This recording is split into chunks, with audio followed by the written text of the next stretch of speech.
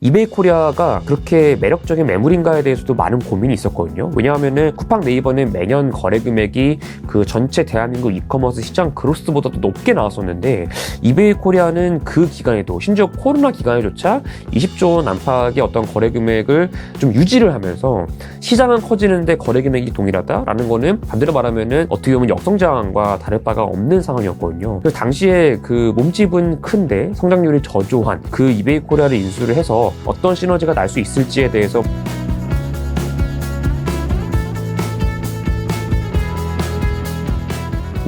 신세계 유니버스 배우 손석구님을 또 광고 모델로 섭외를 하면서 대대적으로 회원 확보에 나섰죠. 그리고 신세계 그룹 안에서의 여러 계열사들의 서비스들을 좀 통합 형태의 어떤 이제 구독 서비스로 제공을 하겠다라는 것이 이 신세계 유니버스의 골자인데요.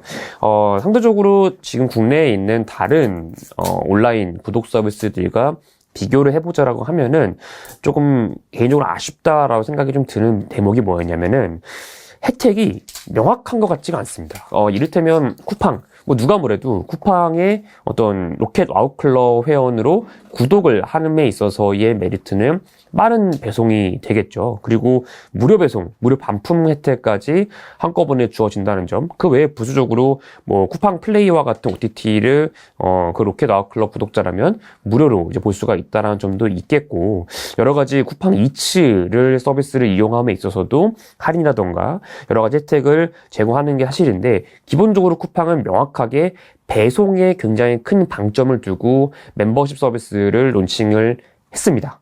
하지만 저희 신세계 유니버스의 혜택 같은 경우에는 각 여러 가지 스타컴이라던가 신세계 이제 다른 계열사에서의 할인 쿠폰, 그리고 그 약간 명확하게 소비자가 느낄 수 있는 배송이 무료네라는 어떤 직관적인 혜택 이런 것보다는 할인 혜택, 할인 쿠폰을 조금 지급을 하고 계열사들의 서비스를 이용함에 있어서 어떤 적립에 대한 혜택이라던가 이런 식으로 다소간 혜택 자체가 조금 모호한 영역이 좀 많지 않았나 생각이 좀 듭니다.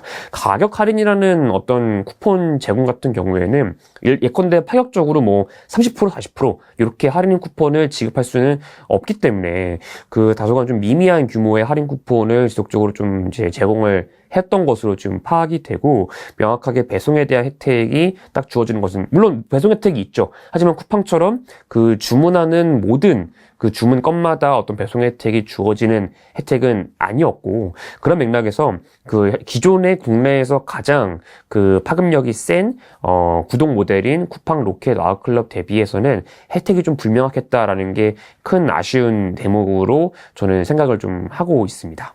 당초 이제 신세계 그룹, 정확히 이제 이마트죠. 이마트에서 이베이 코리아를 인수하면서 기대했던 것은 그 거래 금액 자체가 이제 커진다라는 게 가장 일단 그 표면적으로 저희가 생각했던 요 인수의 좀 배경으로 생각할 수가 있겠고요.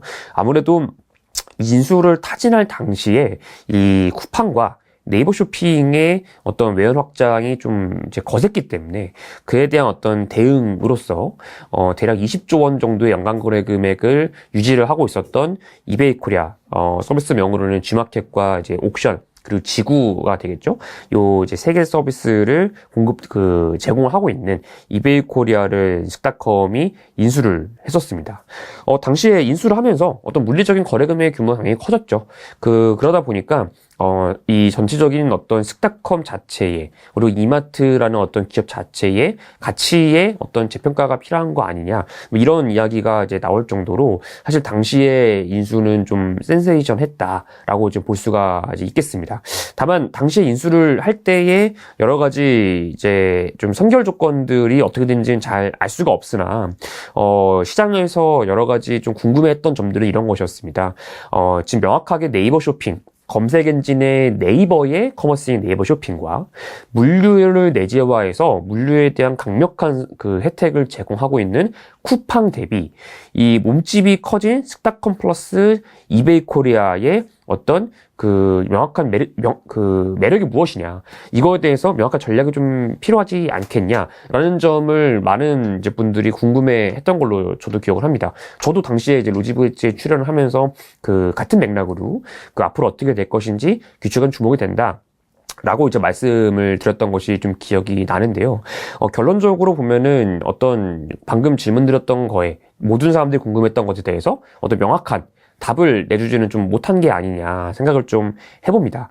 그 전체적으로 여전히 지금 국내 이커머스 시장은 이제 쿠팡, 네이버 쇼핑이 지금 이제 우세한 이커머스 플레이어로 자리매김을 하고 있고, 그 와중에 C커머스가 공격적으로 대한민국 시장의 문을 두들기게 되면서 기존에 있었던 뭐 11번가라던가 그런 이제 쿠팡, 네이버 쇼핑이 아닌 이커머스 기업들은 다시 한번 또 지금 풍파를 겪고 있는 상황으로 접어들게 되었는데, 이 국면에서 그 숙닥컴 플러스 이베이 코리아가 어떤 좀 명확한 그 돌파구를 좀 보여주지는 못하지 않았나라는 점을 생각했을 때, 지금 이 신세계 그룹의 온라인 커머스가 앞으로 가야 할 어떤 방향에 대해서 다시 한번 좀 진지한 고민이 필요한 시점이 아닌가 생각을 해봅니다.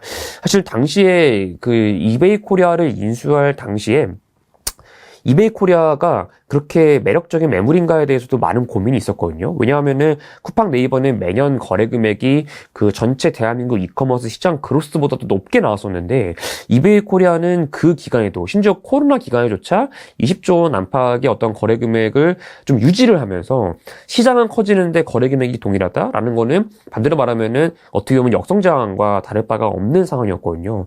그래서 당시에 그 몸집은 큰데 성장률이 저조한 그 이베이 코리아를 인수를 해서 어떤 시너지가 날 수 있을지에 대해서 많은 고민이 있었는데, 이거에 대한 어떤 다시 한번 진지한 고민이 신세계그룹 내부적으로 필요한 시점이지 않을까라고 이제 외부에서 바라보기에는 생각이 좀 드는 대목이 아닐 수가 없겠습니다.